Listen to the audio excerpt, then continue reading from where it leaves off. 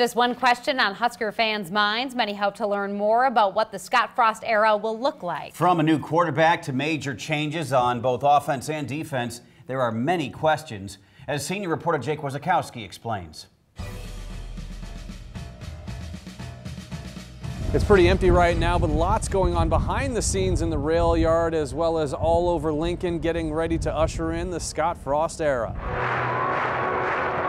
The annual red-white game, usually a laid-back experience for fans and families, but this year there's more hype than ever. It's going to be a good year. We're already seeing the buzz for the football season. Melanie Maynard with Courtyard Marriott downtown Lincoln says the initial spring game weekend was sold out early, and when the date changed, people were calling right away and shifting reservations. The hype was much earlier.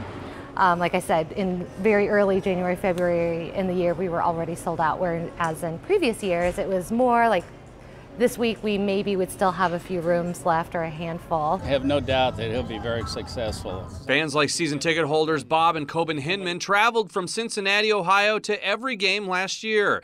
This year will be their first spring game ever. Actually a first for us, so it's kind of exciting, and got a nephew from Callaway that's coming to meet us tomorrow. Oh, it's wonderful. We really enjoy all the energy here in the city and at the games, and we always see family and friends. Especially with Scott coming in, as a new coach, we'll definitely have every single window open.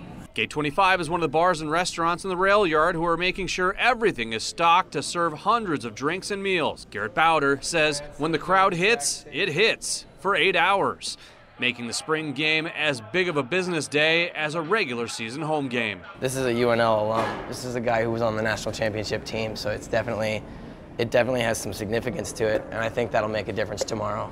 Remember, kickoff is set for 11 a.m. at Memorial Stadium. Businesses around here hope the weather holds out to bring in big crowds. Reported from Lincoln, Jake Wasikowski, 3 News Now. If you are heading to Lincoln tomorrow, the State Patrol says to expect game day crowds and extra troopers on the highways. You will likely face delays because of construction.